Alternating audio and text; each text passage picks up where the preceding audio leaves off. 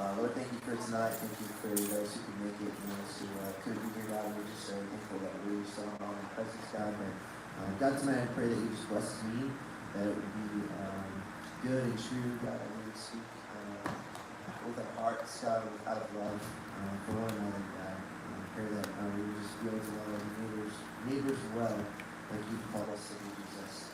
To you, my friend, these things. Amen. Okay, Patrick's getting ready for tonight for Toastmasters. Who in here is going to join Toastmasters? Anybody interested?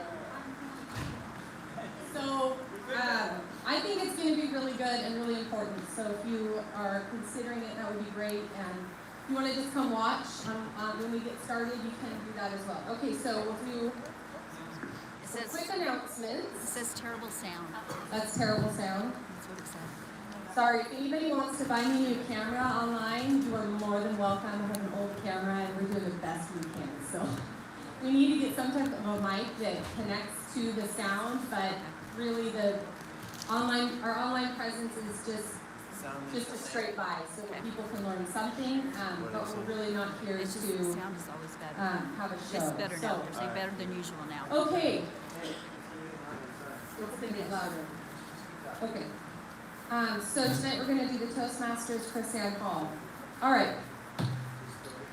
Peoplesrights.org.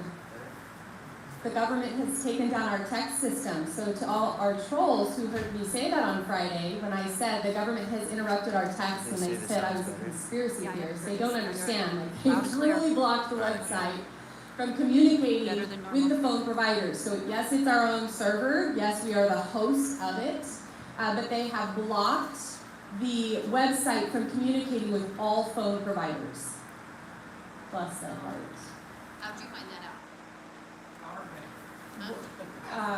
Because they're working on getting it restored, but we're having to do a go-around. So it sounds like we're going to end up having to... So you're working on that, just Yes. so people know, but it's not like... It's not a conspiracy theory. No, it's been blocked on the government level. Yeah, it's been blocked on a government level, and that's so. If you text the word rights to 80123, it does nothing because the phone systems have been blocked from communicating with the website. So you have to go to peoplesrights.org and manually sign up there. So you can put in your information, you can sign up, and then you need to create a username and log in. People used to use their cell phone number to log in. So every time they log in, you go and put in your cell phone and it would send you a text code. We can't send text codes between the phone providers and the website. So those who had that as their login, you can't get into your account. There's no way now to create a username. So it's being worked on. It will be fixed, hopefully within a week, and we'll be going around, I think, to use Signal as a provider to send the messages out. I backed up all the phone numbers on the dial my calls, so if there was an emergency right now, I could immediately text the entire state of Washington. And so it's definitely a go-around. It's expensive, very expensive, but if we have an emergency, at least we still have a way to communicate in mass text systems. So which company did the government need? All phone providers. All phone providers, Verizon, Sprint, all phone providers. No, it's a block on the website, so the website can't communicate with any phone providers. So when you go in and you try to do a text, there's a communication happening between the web and all phone providers, and that's been blocked. Let us know when we need to boycott. Boycott who? Boycott your government. We leaned on some company. Right. It's probably just the Department of Defense who usually handles those things. But at any rate, it's being worked out, and we'll find a go around. But that's why we want to make sure we have other ways to communicate. So we have the website, peoplesrightswashington.org. So log into that. That's going to be a great way for us to communicate. We are on Telegram, People's Rights Washington. We have the state chat and then county chats all over the state, and that's been a great way to communicate. YouTube. So for those watching online, we are right now on the Ann and Bundy page, but we are going to be transferring, hopefully by next week, to People's Rights Washington. So you will not be able to see us on this page anymore. So please go and subscribe to People's Rights Washington. And then from there, once those pages are deleted, because we know they will be. We have signed up through our website to do live streaming as our next backup. But we're going to keep using YouTube as long as we can. So please, please, please subscribe to People's Rights Washington so that every time we do something, the media doesn't immediately latch on to what page we went live from and try to say that's who was present at the event, because Ammon Bundy is in Idaho, he's not in Washington. Let's see. Couple updates. Tomorrow, Rhonda, if you want to just turn around and tell people real quick. Actually, will you come up here real quick and just tell them? No? Yes, you will. This isn't a one-woman show, right?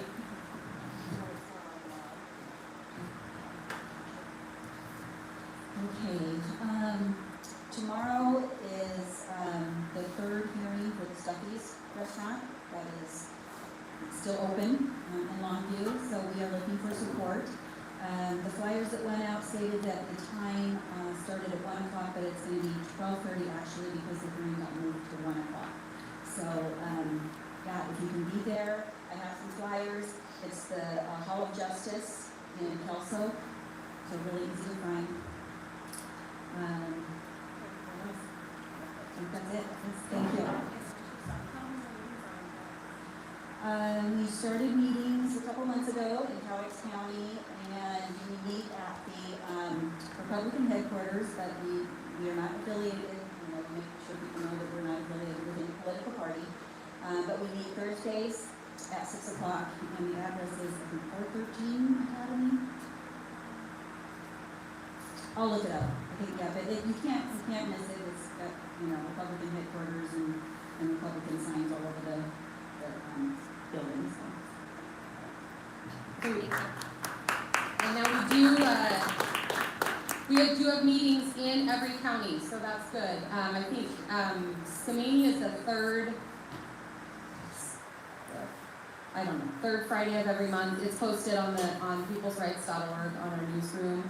And then Klickitat is Thursday evenings.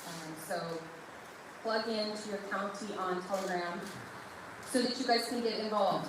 Because what we're doing here is essentially because voting didn't work. Okay? Voting didn't work. Our rights were infringed upon under Trump. They were infringed upon under Obama. They were infringed upon under Bush with the Patriot Act and all these, TSA. And so we're not saying don't vote, but what we're saying is if you're in the delusion that voting works and you can somehow vote your rights back once they've been taken away, go for it. Vote. Have fun with it. But that's not what we're about. Because the more people understand and claim their rights, the less our legislators and our governor and our sheriffs will feel they have the free rein to do whatever they want. When they see an entire people exercising their rights, do you think they are going to have the audacity or the nerve to write a law that they know the people are not going to comply with because the people are educated and know their rights? I mean, that's exactly why porcupines stay alive and don't get eaten by coyotes. Because they know it's not worth the meal. Right now, you guys have to understand you are worth the meal to your government, and they know it. They know overall we're ignorant, we're cowardly, all our eyes are on politicians, we're unarmed, we're unprepared. I mean, they take away something like Costco and Chuck's, and I've been crying about it for 6 months still, I still haven't gotten off the whining over losing that. So the more we start growing some of our own food, uniting with our neighbors, the less power they have over us and the more they're going to get themselves in line. We don't need to spend all year trying to change a law that the next year is going to get put right back into place. I mean, I've watched this now for 5 years. That's when I woke up, it was 5 years ago, and every year it's a new law. Signatures, signatures, signatures. And then there's 10 more put in place in the same time infringing upon our rights. There isn't enough hours in the day to go and reverse all of these laws. So what we need to start doing is we need to learn our rights, claim them, use them, and defend them. And let our crazy, insane, tyrannical government do whatever it's going to do. And when they come to infringe upon our rights, we stand with our neighbors and make them decide. How much do you want to get poked by the porcupine? But we have to become porcupines in order for them to even have to make that choice. So that's why we're here together. We are nonpartisan. We absolutely stand with all people, defending all people's rights. Chris Ann Hall, February 18th, 3 to 8. Tickets online you can get at paypal.me. Chris Ann Hall event is how to reserve those. It's on the Telegram. I will post it tonight at peoplesrights.org if you want to go there so you can click it and get a seat. $10 a seat is what that will cost. And then we haven't publicized it, but then, so that's the 18th. Then the 19th and 20th she'll be speaking in Salem. So if you guys want information, I'll get that posted tonight on the Telegram. And then the 19th, JC is going to be leading the church service and preaching for the underground church out in the center. 19th, 18th, 19th, 21st, wait. Yeah. Thursday the 18th and the 19th, and then the 20th and the 21st. So 21st Sunday, JC will be preaching at the underground church. We're only going to have room for about 200. So, I don't know, we haven't done any sign-ups, but JC is Chris Ann Hall's husband. So he's a pastor, and he's got a great message for us on, I don't even know, I can't remember the title of it. It's like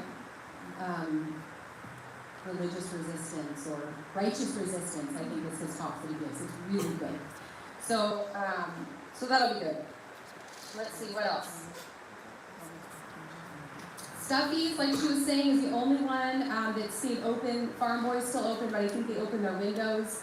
And then on top of that, Spiffy's is opening back up at 25% because the governor gave them permission to. So restaurants, so Lewis, Thurston, Pierce, King, Snohomish, all of them have been moved into phase 2.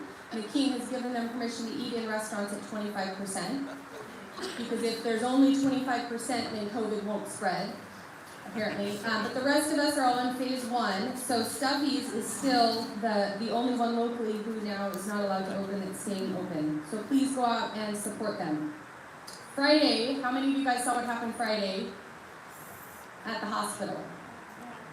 Lots of false narratives put out, lots of lies, and Clark County Sheriff's Department and Legacy has some answering to do.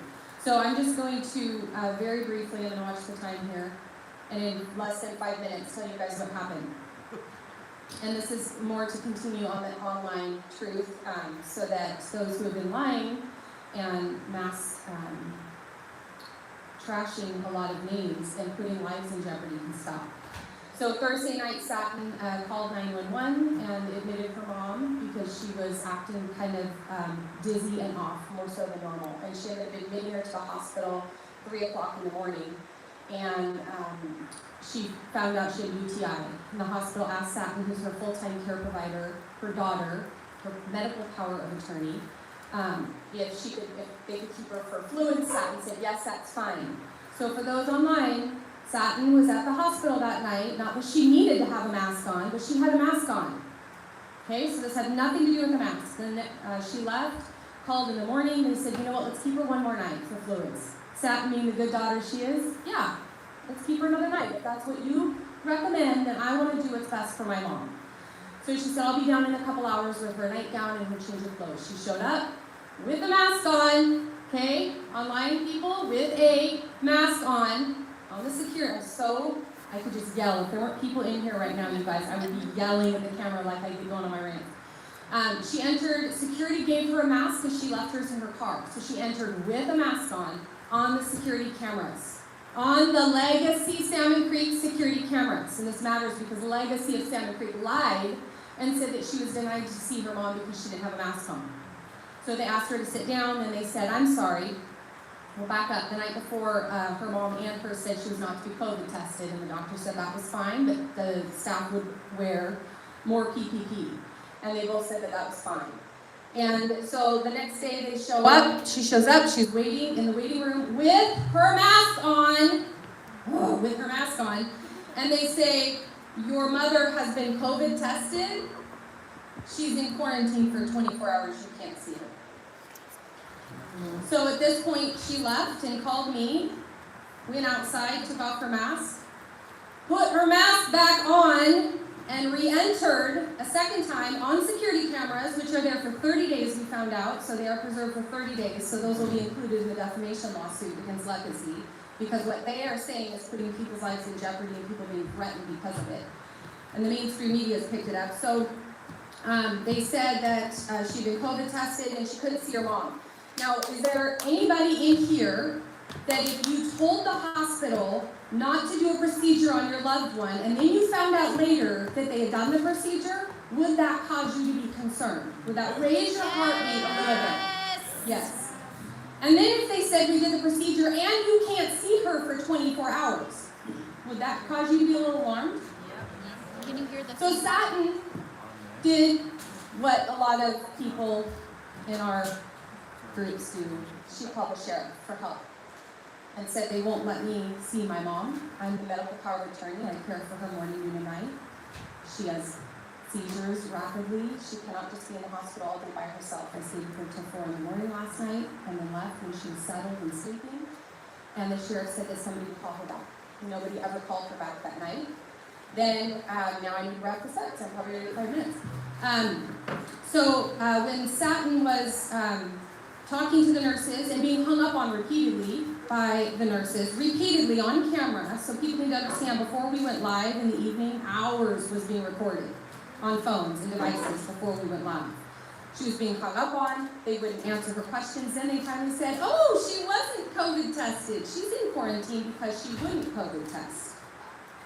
So if the nursing staff told you they did something to your loved one and then said they didn't do what they said they did, and now they're going to quarantine them, would you get a little concerned and want to actually see that loved one for yourself? So this is how Legacy continued to elevate the situation and the problem to where anybody in their right mind would have been concerned. Anybody who cares about their loved one would have said, I'm not sure what's going on, she wasn't supposed to be tested, you did test her, now you didn't test her, now you're quarantining somebody that I live with. Okay, at the hospital, even in quarantine, you're allowed 1 visitor. Same visitor your whole stay there. So that's when Satin called me and said, they will not let me see my mom. And she reached her mom in the hospital room, and her mom said on recording, long before the police showed up, that she wanted to come home. The police didn't ask to hear this recording. The police didn't ask to hear anything from us. A group of us showed up down there, a bunch of unarmed women and children, and a couple men, God bless the few men who showed up with us, unarmed women and children, unlike the false report that was put out.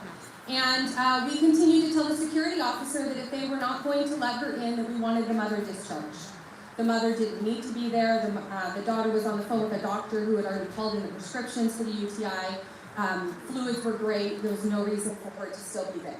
So at this point, the mom said, I need to take my mom home. I want her discharged. I don't know what you guys are doing, but I need my mom discharged. And she wants to come home.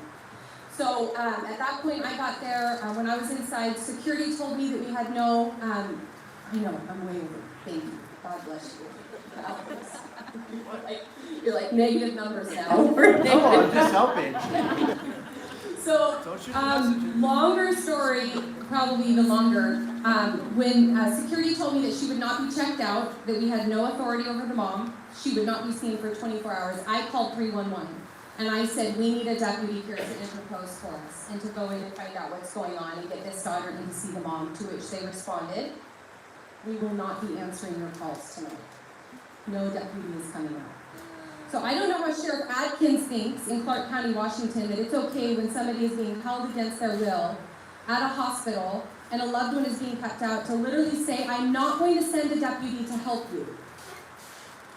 That's just mind-boggling to me. I'm saying I'm concerned this is going to escalate. The security is blocking the doors now. We need somebody here.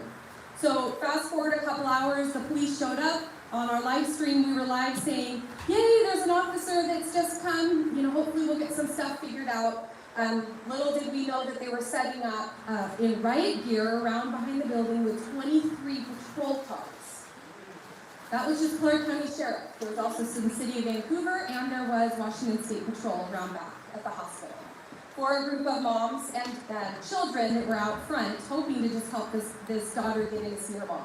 So at the end of it, Satin was getting very frustrated, and when the door was open at one point, she finally said, I'm going in. And she started to follow this mom in this woman in as she's saying, I want to see my mom. I want to see my mom. That's what Clark County Sheriff said was unreasonable in their write-up. That we were being unreasonable as a daughter saying, I want to see my mom. I need to make sure she's okay and I want to see my mom. At that point, Clark County Sheriff's Department, we don't know the names because they all took off their name tags right after this happened. So, and they were all wearing masks, so it was a complete secret police. One of the Clark County Sheriff's deputies grabbed Satin by the neck and threw her backwards. Another gentleman jumped in to try to hold the door open, which Clark County Sheriff says he was trying to assault the officers. He literally was trying to hold the door open, and as they're saying to him, shut the door, he's saying, why won't you talk to us? Why won't you answer our questions? Why won't you help us? That's what he's saying to them. And then they take a can of mace and stick it through the door and mace him directly in the mouth, to which he spits it out like the Hulk and continues trying to open the door to have dialogue with these officers. Way up there. Way up there. Way American. You want to know the heart of an American? It was at the hospital that night. So Clark County Sheriff's Department put out a statement saying that they only did what they did because the protesters had gas masks. Yeah, we all show the protests with gas masks, don't we? All the time. I'm sure there's screenshots All the place, time. Everybody's faces, and there's not Right. one gas Not mask. one gas mask, and we were heavily armed. I'm told at the end of the night there was a gal somewhere outside the parking lot with a leg strap on, or whatever you call it, with a gun or something at the end of the night who came. But they say they came because we were, and did what they did because we were heavily armed. Lies. Lies. Clark County Sheriff's Department, you lied because you feel pretty stupid for what you guys did to people who called you for help. So it was so egregious. So at the end of the night, they released the mom. I told Gail earlier when I got there and called and spoke to her, and she said she wanted to go home. And I said, we're not leaving here without you, Gail. We're not leaving here without you. And we were able to keep that word to her because people showed up to stand with us, and they were principled, and they were not heavily armed. I have no problem with people open carrying weapons, but it just didn't happen. It just wasn't present. There were no weapons present. Unless, like, the little 2- and 3-year-olds were running around with, like, guns and something that we missed. And we didn't have gas masks on. In fact, at one point, they put helmets on. And I went back, and I do get mouthy, but when you're in these situations, guys, for those online who want to judge me, you go put yourself in this situation when you're faced with that many of your own law enforcement being used against you, you're threatened with arrest, and they're macing you, and you tell me how you behave. Go meet some of our troops and see how they talk when they're out on the battlefield. Sometimes like you just get frustrated and you don't know what to say, and you can't be violent and you can't threaten them, and so you're just sometimes left to, all the little bitches or something like that. Like sometimes those things come out of my mouth and I'm like, oh, I didn't know what else to say. But it does happen. It happens to the best of us. So anyway, at the end of the night, she was released. Lots of bad media put out. The hospital said the whole thing happened because she wouldn't wear a mask. Legacy Salmon Creek, you lied. Stop saying that we showed up armed, intimidated your staff, had gas masks, pushed our way in because somebody wouldn't wear a mask. She shouldn't have to wear a mask in the hospital. You all should wear your masks. Have every single person concerned there wear a mask. But the bottom line is she had a mask on. So it's a lie what's being put out. And we were not heavily armed. We did not have gas masks. And Clark County Sheriff's Department did not help us. So this is what I'm going to ask of the public because they won't take our calls, which tells me they're probably working on investigations and trying to bring charges, is what it tells me. We need a meeting with the Sheriff's Department, and he needs to answer to the people. Sheriff Adkins needs to answer to us why he did not come and send us a deputy when we said we would feel better with a deputy here to be able to take a police report and witness what was happening, and we were told no. He didn't show up until the hospital. He didn't show up until the hospital called him. But you want me to praise them when they arrest a drug dealer? They were protecting the biggest drug dealers in the state of Washington, which is the hospital, right? Complete drug pill pimpers. And yet we have this idea that police keep us safe if they pulled somebody off the street who had a pot of marijuana. Like, we've really got to get our facts straight on who's being protected and who's not, because it wasn't the people on Friday. So with that, we've got a narrative to correct, but if we have not gotten in to see the sheriff by, let's see, it happened Friday. We have not heard back by this Friday, which is 1 week, I'm gonna ask you guys to come stand with us and do a protest at the Clark County Sheriff's Department. All right. A very strange protest, because we're gonna be requesting a meeting with our sheriff. Okay, that's our protest, is we want to be heard, we want to redress our grievance, and we want him and his deputies to answer why they did that to their constituents in Clark County, Washington, and why they did not protect Gail that day. So, if you guys will stand with us when we go to do that, that would be great. One more thing I want to add, deputy did go in at one point. He wouldn't listen to the recording, he wouldn't listen to the power of attorney who said the mom wanted to come home. He went up on his own and interviewed this woman. Was it quarantine? And who's in quarantine? But COVID, if she had it, doesn't go on police officers who have masks on. They have a super shield. Yeah. So he went up and asked her if she wanted to stay there, if she wanted to go home. To which she later explained to us that she was very confused. She didn't know why there was a cop standing in her room. She didn't know the police had been called. To which she said to him, "I'm fine here. I'm fine here." So, whatever was going on in her mind, so he comes down and he said these words to us on camera. I interviewed her, asked her her name and the day, and she knew that, and I determined that she was in her right mind and could answer her own questions. But they don't understand her short-term memory loss. Literally, she got in the car and was asked, did they COVID test you? And she said, I can't remember. So she definitely needed an advocate or a loved one in there, especially if armed guards are going to walk in. I know some people call them the police, sheriff. Some of us call them blue ISIS sometimes, depending on how they're treating us. Whatever you call them. There was an armed man who walked in with a bunch of gear and uniform on and said, do you want to stay here? And to which she said, if I need to stay here, I'll stay here.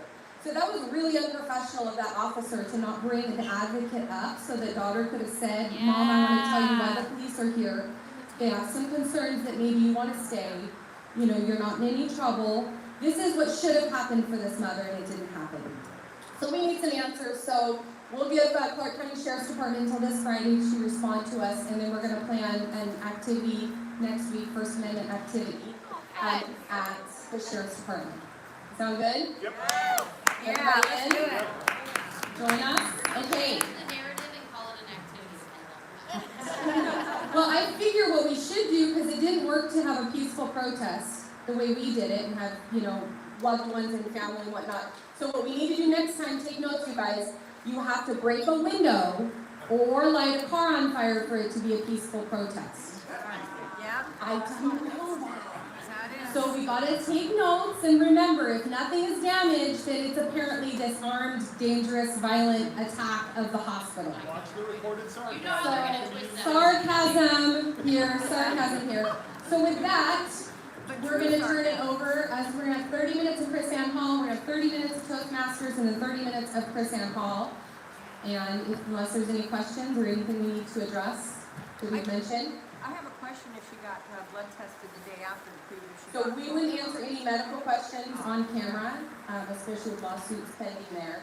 But, so ask that after Friday, yes. I have a question. So, when they were taking off their name tags, isn't it our right as citizens to know who we're dealing with? They wouldn't even give us our badge number, they said, talk to the sheriff. Between Oregon and Washington, No, on that's camera, what's it said happening. repeatedly, I'm not giving you my badge number, talk to the sheriff. I was told that they don't right now only because they feel threatened. They feel like their life That's is in what they've jeopardy. been told. Yeah. So fully armed agents with So I bullet don't think vests there's on, any clause in there are that afraid. says unless they feel threatened. but we don't get to be afraid. We don't get to be afraid. So things are so fast backwards, you guys. I mean, we're so hosed. There's always concern about the new laws coming to take away our First Amendment rights, right? Or sorry, Second Amendment rights. You guys, newsflash, an election has secret. We don't have any Second Amendment rights left in the United States of America. Okay, red flag laws, gun registrations, age limits. If you're 18 in Washington, you can't have a gun. We have no. The Second Amendment says it shall not be infringed. The right to keep and bear arms shall not be infringed. Therefore, if it's being infringed, we don't have a Second Amendment right. You can complain that we're losing more of the rights, but to say our Second Amendment right is going to be gone. The Second Amendment is the right to keep and bear arms shall not be infringed. Has it been infringed upon? Yes. That means we have no more Second Amendment. We have something, if we get permission, if we fill out a concealed carry permit, if we're not a felon from 20 years ago. You know, old felons can't carry guns. Oh, I could just rant all day about our laws. So it's already gone, so we need to educate ourselves and start living within our rights and uniting and defending each other together to where their stupid laws become irrelevant. And at some point, like the Clark County Police Department or Sheriff's Department isn't writing tickets if you're drinking coffee. You guys remember that 2 or 3 years ago? It became a misdemeanor to drink coffee, to groom your hair, and put on chapstick while you're driving. Has anybody been pulled over for that? No. Why? Because everybody's doing it. Like they would have to be pulled. They'd be like, there's another one. There's another. Oh, geez, I think she's brushing her hair. Oh my, he just took it. They were taking drinks of coffee. So at some point we have to take notes from that and choose the battle, you know, because you want to resist the gun laws and you carry a gun thinking you're going to stand, you're going to jail for 7 to 10 years. So you know, we got to start claiming our rights kind of slowly and be smart because they will throw you in jail and throw away the keys. You have to have, like, this is the first step to being able to live within our rights, is the community. The community is what pushes back the predator and says, there's a lot of porcupines there. I think you don't just run right out and start claiming your rights on your own. That's a suicide mission.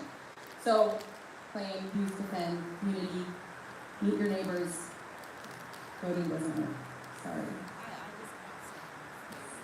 You can't go into the stores and buy ammunition or Hold it off. you can't even tell that awesome. Yeah. They've already pulled the ammunition shortage.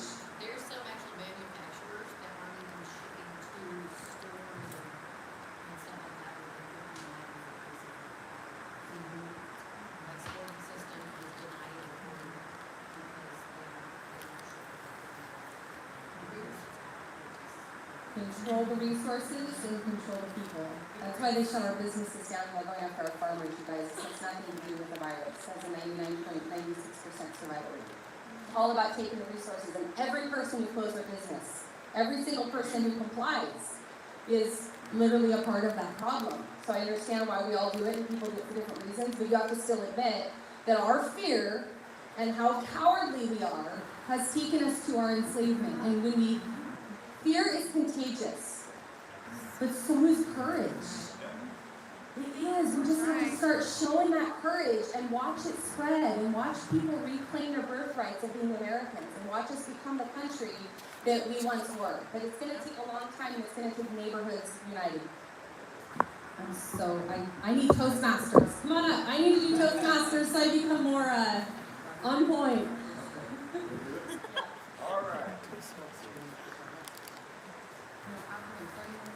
Being able to articulate yourself and understand how to interact with people is important, isn't it? We need to do that. We need to practice that.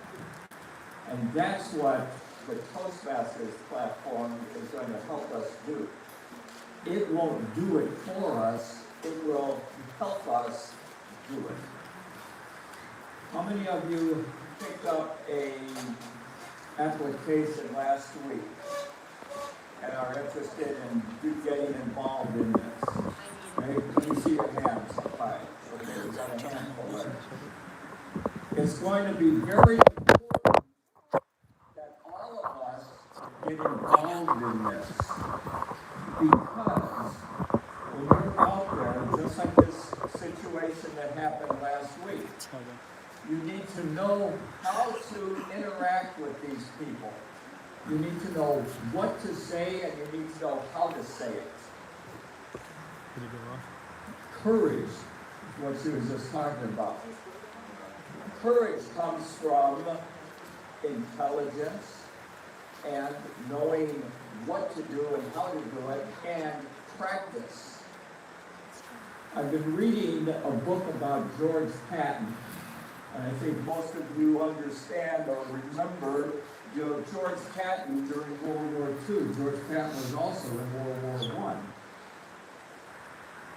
But he was a very audacious, outspoken person, and he had a tremendous amount of courage. He would stand up to the enemy without any challenge at all. And we need to understand how to develop that courage to do that in such a way that we bring back our rights. Because our rights have been being eroded for a long time. This didn't start yesterday. It didn't start 20 years ago. It didn't start 100 years ago. It started a long time ago. Our founding fathers made statements that said, if you don't understand the law, understand how to apply the law, then your rights will be lost. And we are at a place right now where that is visible to many people. So what we're going to use this Toastmaster platform for is to work on developing that ability to articulate well. A meeting takes about an hour and a half. There's a few parts to a meeting. I'm going to ask somebody to pass these out, if you will, right there. And what I'm going to give you there is what an agenda for a meeting looks like. There may not be enough to go around to everyone, so some of you may have to share this. I think I made about 25 of them. There's 3 elements to a meeting. The first element has to do with what we call a formal speech. That's a person preparing a talk on some subject. Our subjects, I think, are going to be very particularly towards our rights. So it's going to be a common subject following through here. A typical talk is around 5 to 7 minutes. The first talk that you do, however, is going to be 4 to 6 minutes. It's what we call an icebreaker. And an icebreaker is designed for the person to just get up and talk about themselves for about 4 to 6 minutes. Now that might be scary for a lot of people. I can remember 35 years ago when I got up to do my first icebreaker, I was scared to death. I hung on to that lectern and I was shaking and I didn't know what I was going to say. That was 35 years ago. After a while, you get better, but you have to keep doing it. It's like anything else. You learn how to drive a car. You learn how to stand up and walk. We learn how to do things. This is no different. It's learning how to articulate yourself better than you have in the past. There's urgency in this. Tremendous urgency, and I think all of you can agree that being able to interact with the law, with other people, with other business, the hospital, is important. It's extremely important right now, and that's where the urgency is. And that's why I'm going to ask you to really consider being involved in this in a powerful way, because it will help you. So if you have this paper in front of you, this is the agenda. We do the formal talks. We'll do 3 talks every week. And then we have a thing we call table topics. Table topics is designed for impromptu speaking. Just like this incident last Friday. That would be an impromptu situation. But what we're going to do is help you be more extemporaneous. Does anyone know the difference between extemporaneous and impromptu? Good.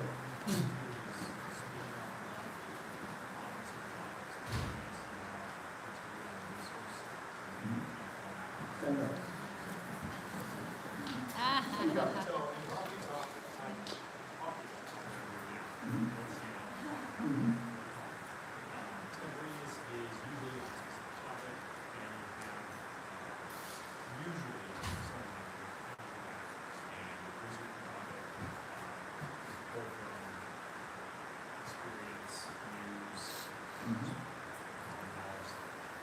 okay? So you're right there with it.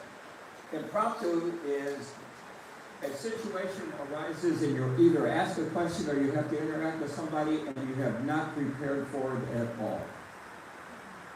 Extemporaneous is that you've prepared for something. Your knowledge base is there, your understanding is there, and now you have to put it to use. So we're going to be really talking about more extemporaneous speaking than impromptu. Because we're going to prepare for situations. We're going to practice situations. The table topics section, what we're going to do is sometimes take a couple of people and put them in a situation, in a scenario, and say, you are this person, you are this person, maybe even have 3 people, and get them to interact. That will give you practical exercise of dealing with different kinds of situations. And you'll make mistakes sometimes, you'll flub up. We're going to have fun doing this. You ever see kids playing and they're having fun? They're learning something. And adults are the same way. We're just big kids. And we like to have fun when we're learning. And we're going to make this a fun experience and a learning experience. One of the biggest elements of Toastmasters is evaluations. The formal speeches that we do then get evaluated. So there will be the formal speeches, the table topics, and then the evaluations of the formal speeches. And then we can even have an evaluator for the table topics. And what that person's job is to give feedback to the speakers about what they did, how they did it, and some ideas about possibly improving or changing. So giving people feedback is a skill also. And the more you learn how to appropriately give people feedback, the more you understand the whole process, and the more you gain from it. So this whole process that we're talking about is designed to increase our confidence, to increase our ability to articulate, to increase our ability to interact with other people in ways that's going to move our agenda forward. You've seen on television where these protesters are out breaking windows, they're tearing things up. That's not getting them what is needed to change the system. What we need is communication. Now, sometimes communication has to be more forceful than other times, but we need to know when and how to do that. And that's what we're going to learn. We're going to increase our awareness, we're going to increase our understanding, and we're going to have people that are doing some research on different elements. Research on the law, research on the Constitution, and doing talks on these things. That's going to help everybody. And if we're all involved in this, then we're all going to be gaining, and you're going to be developing a solid team. You can't not if you're doing this properly. So I have another sheet over here, the one that's right in the middle of my phone. That's the Toastmaster Promise, and I think some of you had picked that up last week. The Toastmaster Promise is essentially the values that we need to hold in order to make this thing work well. It's helping each other.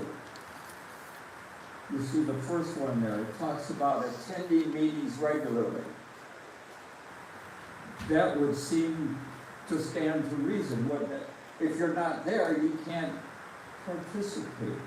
You can't help someone if you're not there. So think about what these actually mean to us as an organization here and what this organization is about. Being able to give someone feedback on what they've said, you have to think about it. And you have to think about what they said, how they said it, and what could they do to make it better. So it's not criticizing someone, it's being able to develop the skills to help them articulate themselves better. And by doing these types of things, we're all going to gain together. What I would like to do is, let's see, where's Kelly at? Kelly, so deciding when we're going to do this, time frame, what are your thoughts on that right now? Well, I think it depends on how many people want to do it. I think it'd be good for all of us, really, because everybody in this room, like you said, is a leader of some sort. If you showed up, you're a leader. That's right. You just don't know what area, if you're the leader in, but you have a voice, you have an opinion, you're thinking for yourself. You're thinking for yourself. So if enough people wanted to do it, we could do it every other week on our Wednesday nights for even an hour of it, or we Let's could. say an hour and 15 minutes would be a good time. We could do everything we needed to do within an hour and 15 minutes. Or we could pick another night, and people can just choose each week whether you come to the meeting or you come to Toastmasters. Because I know that's a lot. 2 nights a week. I mean, we're breaking into hospitals. We only have so much time here. You know what I'm saying? I mean, kidding. So I don't know what. Can we do like maybe start early here, like do it 5? So maybe a couple times a month do it start at 5 instead. That would be cool. So we do Toastmasters before the meeting, and we just hang out together all night. Yeah. We 5 love to each 6 other. Toastmasters. We've done the past meeting. That's good. So there'll probably be about 20 people that would show up early, I'm guessing, and then we go right into the meeting. We would just need to start really encouraging side dishes so that we have food. So, tuna noodle casserole, small, easy things that we can bring, because that'd be a long night for people to get here at 5 and then stay until 10.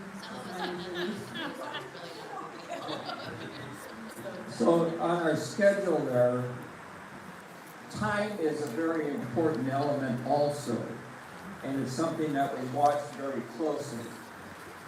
So if we say we're going to take an hour and 15 minutes, I'll set the agenda up for an hour and 15 minutes, and we'll have there'll be a timer. There's functionaries for a meeting. We have a few people. One of the things we keep track of is all of the ahs and ums and speech faux pas. And the likes. Yes.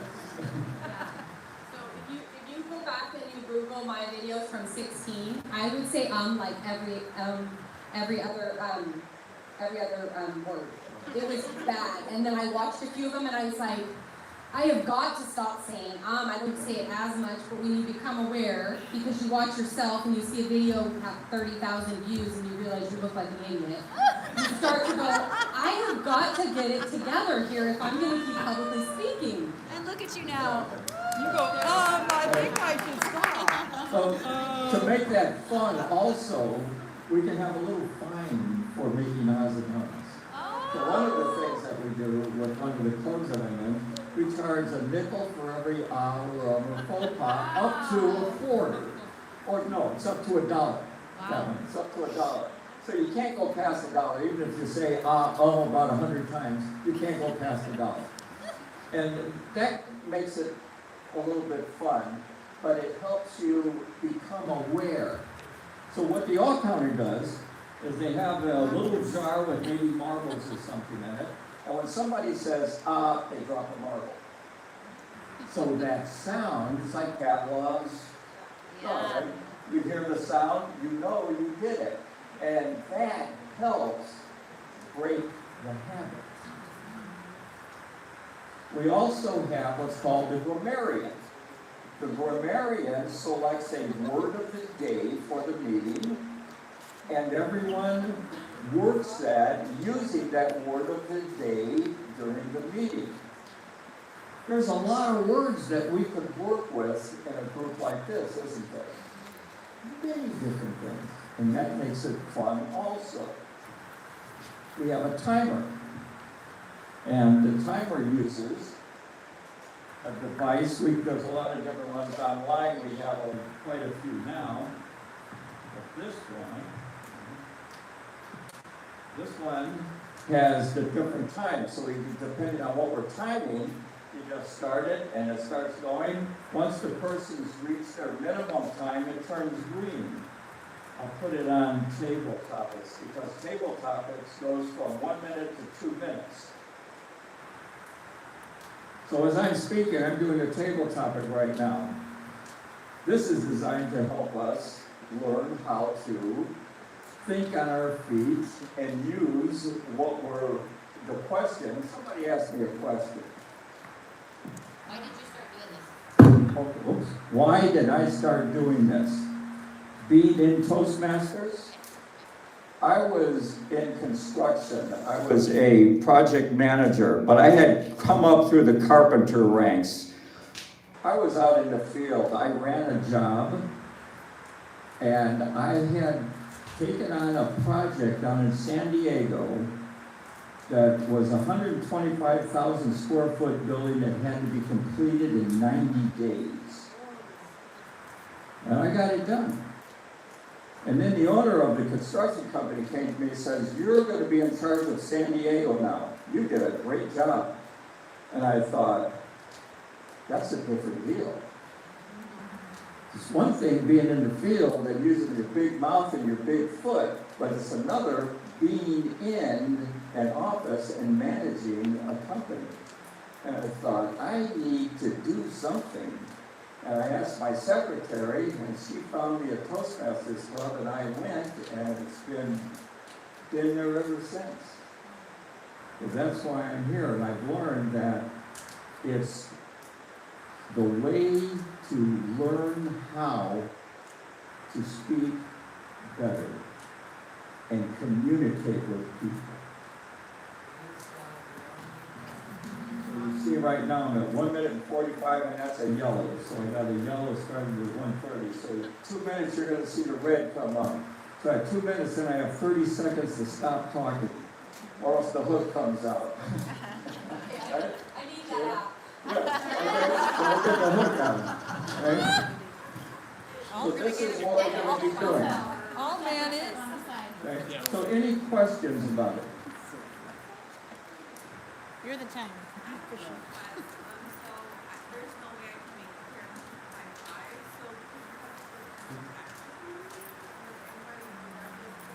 Well, you know, something we can do is, because this group is going to grow tremendously. And with what I've been thinking is that we may have a couple of meetings at different times. And different people can come to those, or depending on your schedule and what's going on, we can split that up. Because to run a quality meeting, you need at least 15 people to really do everything that needs to be done. About 25 people in a meeting works fantastic, and everybody can get a chance to talk. When you start getting up to 30 and more, it starts being too much, and then people aren't getting the chance to talk. And we can split it then into a couple of different groups. So that's something that we can do. We can start out, get going, and as everybody comes in and we start getting the feel for what's working best, then we can set up another time also. All right? So that can work. Okay. Anything else? Gotta have questions. Which came first, the chicken or the egg? The chicken or the egg? That's right.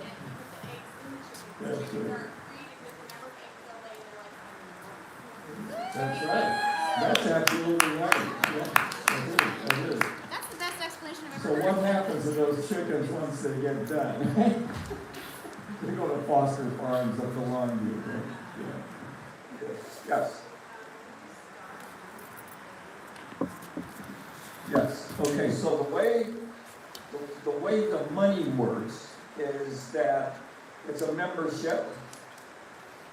The membership periods go from March to October, or actually, yes, April. April 1st to October 1st, and then October to April. So right now, we are in the middle of a period, and we can either, the way I set this up on the application was to pay for these 2 months, February and March. That's $15, like $7.50 a month.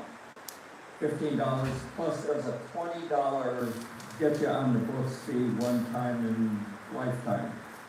So it would be $35 to start. However, there's going to be in April, which is coming up rather quickly, the dues will be $45 then every 6 months after that. So you're spending $90 a year to get this kind of education. And I'll tell you, you're not gonna find anything for $90 around for a year. You're all gonna be the next leaders at the next rally Yes. protest. I'll be naming every Does one that, of you. does that answer your question? Like you're all talking. Does that answer your question? Okay, so we can either, do the $35 to get going, or do the, add the 45 to it, and then it'll take you through October. Right, whichever way you want to go. Do you have a regular Toastmasters meeting that you royally go to? Actually, that's where I'm supposed to be right now, because Wednesday night is one of the meetings that one of the groups that I'm involved in. Right now, I am the division director. So the division is an area of Southwest Washington. There's about 20 clubs in this division here. Do they require that you wear masks at the meeting? Their meetings are all online right now. We are going to be the only group that's meeting face to face. Don't tell anybody. Our county has a lot Yeah. of firsts with this Yeah. COVID. This is, no, it's gonna be okay though, but it is, everything right now is being done on Zoom. But we're gonna do this The right way. face to face, The yeah. right way. Right, and it's gonna work great, you're gonna enjoy it. So, So about how much time do you usually take to like research, get prepared for like one of your presentation? doing your icebreaker, I've had groups of people that I've taken about 15 minutes with, and so you talk them through putting an icebreaker together, and then they get up and do their icebreaker. So an icebreaker is about you. And if anyone's been around more than a few days, you've got some stories, and you have some things to talk about you. It's more about just being able to get up in front of a group of people and begin to talk and see where your strengths are and where your weaknesses are, and have fun doing it. Okay? So doing other talks, it all depends on what you're working on and how much research you do. Your fourth talk is a research project though. Right? Anything else? Say again? What I'm going to do is ask 4 people to prepare an icebreaker for next week. Who would like to do that? Okay.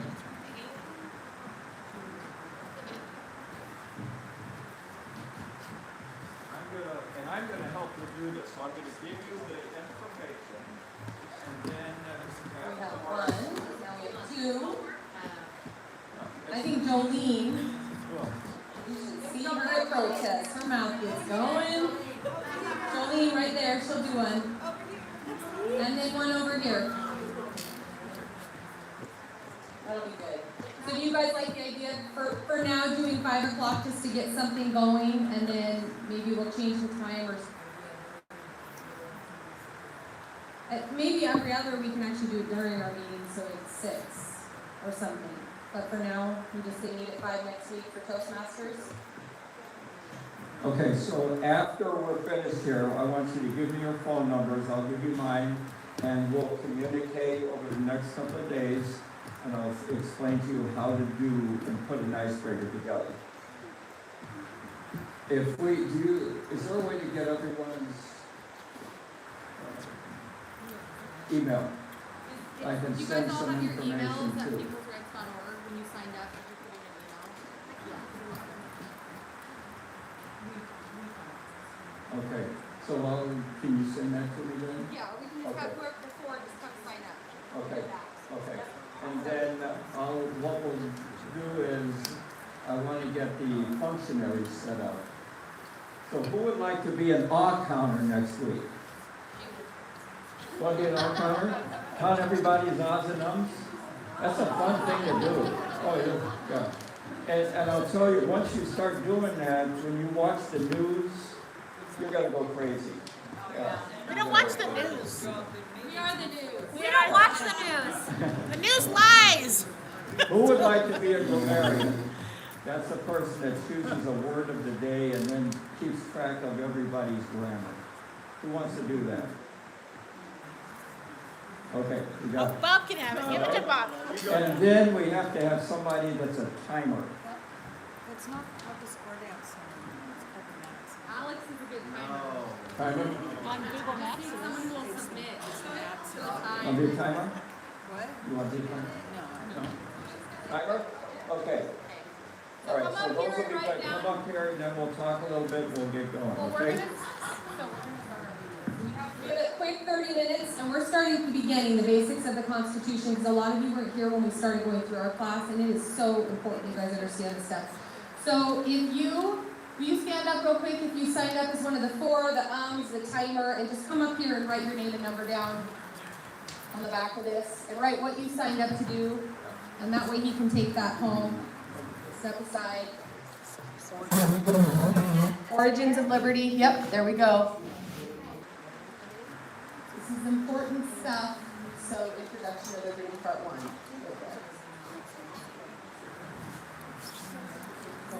We'll do 2 of these on 30 minutes. So if you don't know if you want to do Toastmasters, I think it will help people in every Liberty area is the intersection of free of their life. So if you guys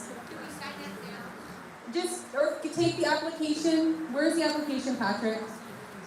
Where's the application to sign up? So it's over here, and you can just bring it back next week, completed, and bring a check for whatever you said it was, $35. And then we will get going. I'm gonna move this forward a little bit. Do you want me to do it at the end, or can I do that real quick? The application, and what I was oh, I forgot. Yeah, do it right now. Come up here when you're ready. When you want. And I have not been sending out the text. Obviously, the text isn't working right now. So we're here every Wednesday. So if people question, unless we've sent out a message saying we're not, we're here every Wednesday, and church is every Sunday at 5 o'clock in the center.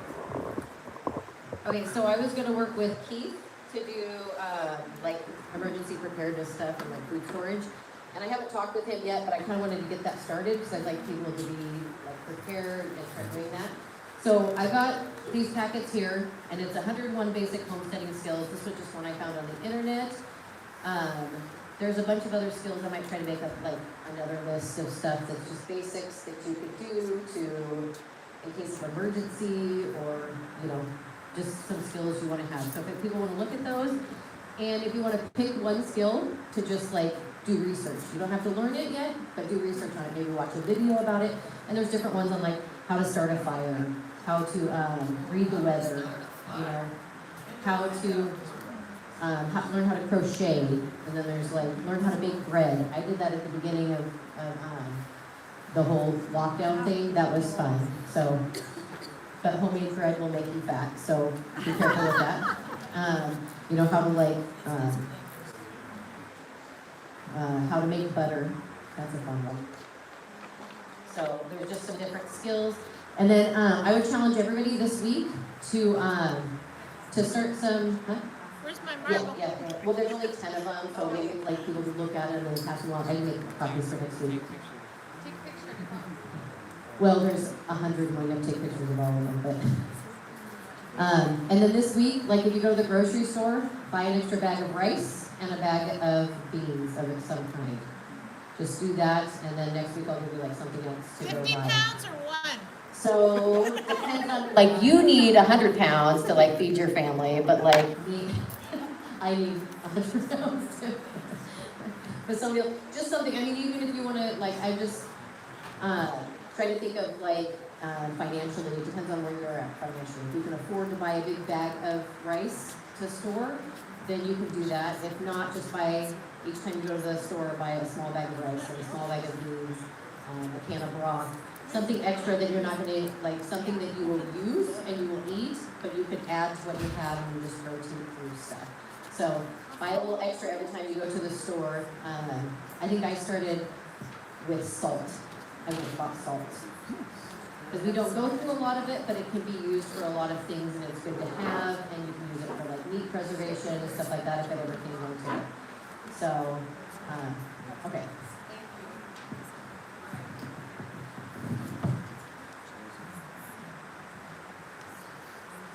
Good to go?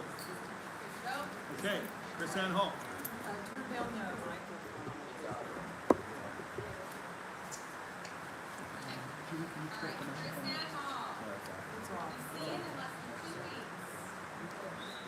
Freedom and morality, where you have the inherent right to do what you wish with what is yours, as far as you do not harm or infringe upon the liberty of another. This is the principle that we are going to develop today. Turn it down a little bit. America's most influential founders had a God-centered view, yet they gave us a republic where one is free to believe or not to believe, precisely because of the love your neighbor as yourself philosophy of the Christian scripture. So this lesson, and certainly liberty itself, does not exclude the atheist. On the contrary, it ensures that both theists and atheists alike enjoy the blessings of liberty in America. The founders of our American Republic arrived at their conclusions about liberty and natural law by drawing upon their own history and upon the principles of natural law that had been expounded upon for over 2 millennia by philosophers like Sophocles and Aristotle and Cicero and St. Thomas Aquinas, Francisco de Vitoria, as well as portions of the Bible and the ethics of Jesus. The student who is serious about understanding and protecting liberty will find it important to acquaint themselves with the political philosophers, treaties, and writings that the founders read themselves. In many cases, if you truly want to understand how the founders view a concept, how we should do it, then you should read who they read. That way, you are not left to your own reasoning or to the commentary of some modern pundit, but you have the witness and wisdom of centuries of thought and experience. Even opposing views will help sharpen your understanding. Yet, with few exceptions, you will find a consistent progression of the founders' understanding of natural law that said liberty is first a gift from God, and second, that natural law dictated that no one should harm another's liberty. While many of the enlightened philosophers who influenced the French Revolution either rejected God or diminished the role of divine in these principles, America's most influential founders, in line with the ancient philosophers, drew upon the principles of natural law, with the Creator at the center of this philosophy. And although our founders did not intend to create a government theocracy where citizens were dictated to in matters of their conscience, they did believe in a natural law that says that liberty is a gift from God, and that our rights were inherent in our creation as independent sovereign beings who ultimately answer to a divine creator. This is clearly evidenced not only in their writings, but in the Declaration of Independence and the Constitution as well. Notice with me the first paragraph of the Declaration of Independence, where it refers to the laws of nature and of nature's God. Moving on to the second paragraph, it declares that we are endowed by our Creator with certain inalienable rights. And the final paragraph of the Declaration of Independence makes an appeal to the supreme judge of the world and pleads with a firm reliance on the protection of divine providence. The preamble of the Constitution refers to the blessings of liberty. In the founders' worldview, this had connotations of the divine, since you can't have blessings without a blessing. The framers' personal correspondences and public discourses are replete with references to the idea of God being the author and provider of liberty, and that these self-evident principles of natural law are divine and immutable. Alexander Hamilton wrote that God has constituted an eternal and immutable law, which is indispensably obligatory upon all mankind, prior to any human institution whatever. He says this is what is called the law of nature, and upon this law depends the natural rights of mankind. The sacred lives of mankind are written as with a sunbeam, he says, in the whole volume of human nature, by the hand of divinity itself, and can never be erased or obscured by mortal power. He concludes by saying, no tribunal, no codes, no system can repeal or impair this law of God, for by the eternal law it is inherent in the nature of things. Thomas Jefferson also acknowledged God as the author of liberty. He says in his notes on the state of Virginia, and can the liberties of a nation be thought secure when we have removed their only firm basis, a conviction in the minds of men that these liberties are a gift from God? He says, I tremble for my nation because I know that our God is just and his justice cannot sleep forever. Thomas Paine, often referred to as an atheist, penned this testimony. Tyranny, like hell, is not easily conquered. Yet we have this consolation with us, that the harder the conflict, the more glorious the triumph. What we obtain too cheap, we esteem too lightly, he said. It is dearness only that gives everything its value. Heaven knows how to put a proper price upon its goods, and it would be strange indeed if so celestial an article as freedom should not be highly rated. They not only acknowledged that liberty was a gift from God, it's what drove their passion for liberty and motivated their spirit to fight for liberty at all costs. Mercy Otis Warren, you know her as my favorite founding mother. She made this passion so clear. She said, though we are daily threatened with depredations of Britain, yet each city stands ready to sacrifice their devoted lives to preserve in life and to convey to their children the inherent rights of men, conferred on all by the God of nature, and the privileges of Englishmen claimed by Americans from the sacred sanctions of compacts. You remember those compacts as the Liberty Charters that we studied in genealogy. She continues and says, may nothing ever check that glorious spirit of freedom which inspires the patriot in the cabinet and the hero in the field with the courage to maintain their righteous cause, and to endeavor to transmit that claim to posterity, even if they must seal the rich conveyance to their children with their own blood. Even though America's founders had many of their own personal views and interpretations about faith and religion, Just like people sitting in the same pew together have different ideas today, they were far from being atheists. Some of them became dispirited and even resentful at the things they saw around them which were done in the name of religion. But you can hardly read any founder's writings without soon finding a reference about or an appeal to God.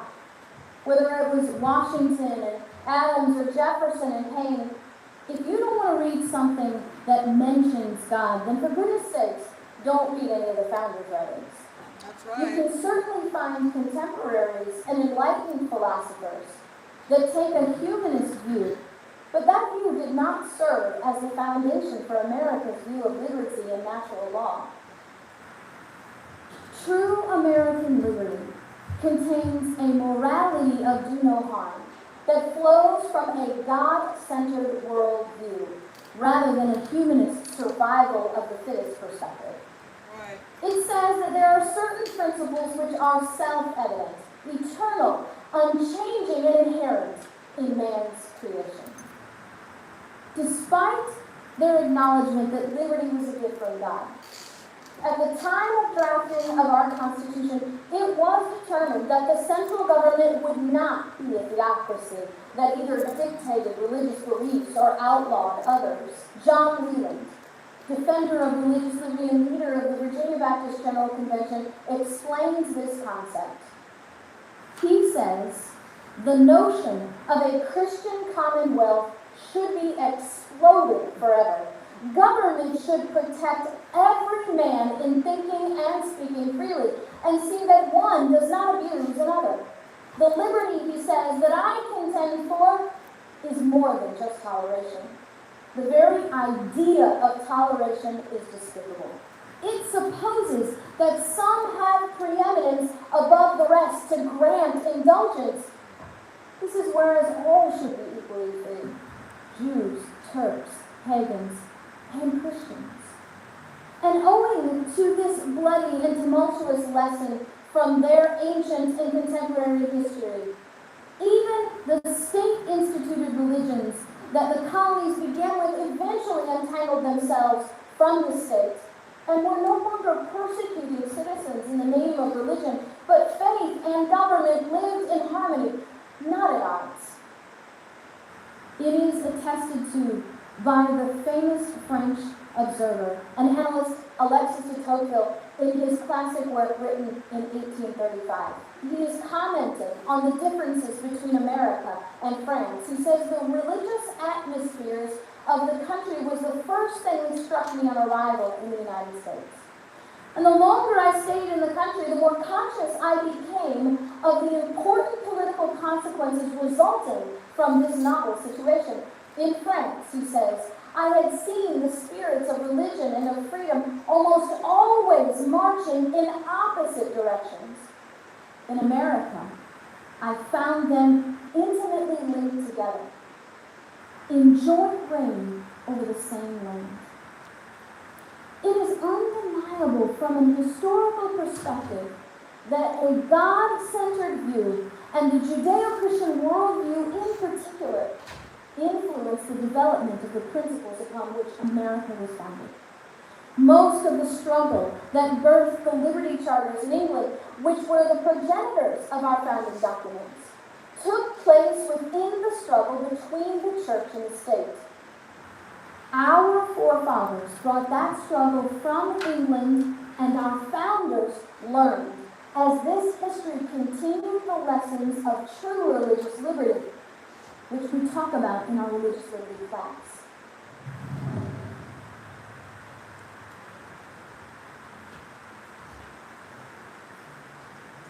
Is it auto? Is it automatic?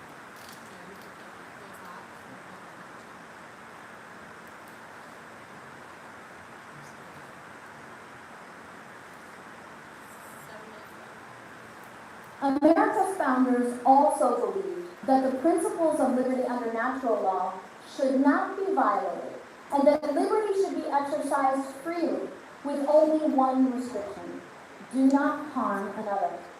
As Benjamin Franklin said, writing of Silence Do Good, This liberty is every person's possession, as far by it as it does not hurt or control the right of another. And this is the only check it ought to suffer, and the only bounds it ought to know. Thomas Paine, in his second treatise for civil government, said, "The state of nature has a law of nature to govern it, which obliges everyone, and reason, which is that law, teaches all mankind who will but consult it, that being all equal and independent, no one ought to harm another in his life, health, liberty, or possessions. For men being all the workmanship of one omnipotent and infinitely wise maker, all the servants of one sovereign master, sent into the world by his order, about his business. They are his property, whose workmanship they are, made to last during his, not another person's pleasure, and being furnished with like faculties, sharing all in one community of nature. There cannot be supposed any such subordination among us that may authorize us to destroy one another as if we were made for one another's uses, as the inferior ranks of creatures are for ours." Once again, liberty is the intersection of freedom and morality, where you have the inherent right to do whatever you wish with what is yours, as long as you do not harm or infringe upon the liberty of another. The Greek political philosopher Cicero, in his dialogue De Legatus, describes this principle of natural law like this. He says, "There in fact is a true law, namely right reason, which is in accordance with nature, applies to all men, and is unchangeable and eternal." He says to invalidate this law by human legislation is never morally right, nor is it permissible ever to restrict its operation. And to annul it is wholly impossible. It will not lay down one rule at Rome and another at Athens, nor will it be one rule today and another tomorrow. But there will be one law, eternal and unchangeable, binding at all times upon all peoples. And there will be, as it were, one common master and one ruler of men, namely God, who is the author of this law, its interpreter, and its sponsor. He referred to this natural law as right reason. Yet reason cannot occur without right information and right motivation. This is what our framers called knowledge and virtue. And as Cicero says in the same treatise, it is not so much as the science of law that produces litigation or conflict, as the ignorance of it. John Adams said, "The nature of mankind is one thing, and the reason of mankind is another. And the first has the same relation to the last as the whole to the part. The passions and appetites are parts of human nature, as well as are the reason and the moral sense. In the institutions of government, it must be remembered that although reason ought to always govern individuals, it certainly never did since the fall, and never will till the millennium. And human nature must be taken as it is, as it has been, and as it will be." John Adams said, "If men were angels, we would not need this law. But we must. It must be understood that man tends to follow his own appetites, and problems arise when those tendencies are not directed by right knowledge and virtue. In political society, ignorance of natural law and the rejection of the do no harm aspects of liberty will lead to either chaos on the one hand or domination by the powerful and tyrannical on the other hand. As Sam Adams said, no people will tamely surrender their liberties, nor can be easily subdued, when knowledge is diffused and virtue is preserved. On the contrary, when the people are universally ignorant and debauched in their manners, they will sink underneath their own weight without the aid of foreign things. Our ignorance of the higher principles of this self-evident law is the thing that causes even our solutions to be misguided. We will see more on natural law on other videos, but understand that our founders believed that we were not created by man or any institution of man, nor can we be rightly owned by man or any institution of man. We are free moral beings by our very nature, and therefore must be free to contract together and to exercise our natural rights free from government interference. We were endowed by our Creator with certain inalienable rights, and we, as the government's creators, endowed it with certain responsibilities, namely to protect our rights from harm, not to keep us comfortable, not to provide us with things that we should be providing for ourselves, not to distribute the fruits of a person's labor among the masses, not even to keep us safe from our own stupidity, but to keep our rights secure, to ensure that our rights are not harmed and that one person doesn't infringe upon the rights of another person. Otherwise, government ought to leave us alone. So, liberty is the intersection of freedom and morality, where you have the inherent right to do what you wish with what is yours, so long as you do not harm or infringe upon the liberty of another. Very simply, liberty equals freedom plus morality, and the whole cannot exist without all of its parts.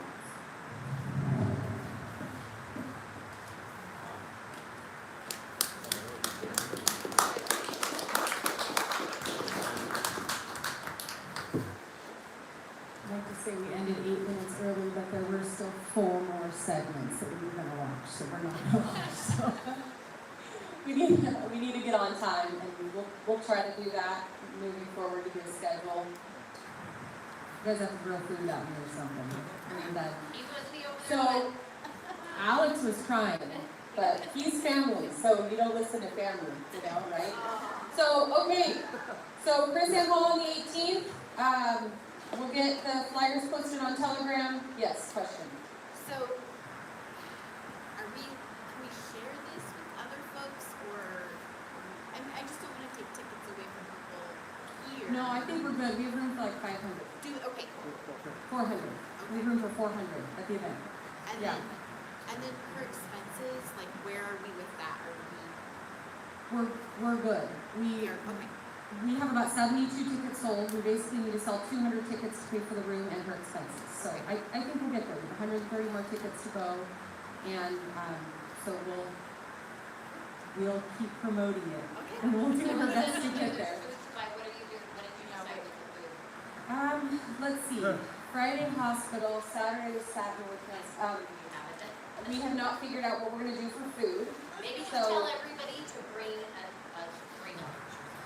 or somebody could just, we have a full kitchen, so if anybody wanted to volunteer to help do hot dog, chips, water, you can get it all at Costco if you're willing to enter and wear a mask. And it's inexpensive, and then we can just ask for donations to cover it. Even $2 or something should cover each person. that would be really difficult. We need to do something if everybody's in 30-minute break. So if something has to be like figured out ahead of time, like the one she's doing in Salem, I already signed up for that one. Yeah. And it's you just pay like $10, but it's a box lunch that you get. Box lunch. Because, if you only have a short amount of time, you can Right. stay in line for an hour. Well, we could pre-package all the boxes with the hot, like cook them, throw them in while it started, and then they'll just hand them out. People walk away with like mustard, ketchup, package, or something. Wendy, do you want to handle whatever happens with the food? You're receiving with the mask on? No, I have been in Costco.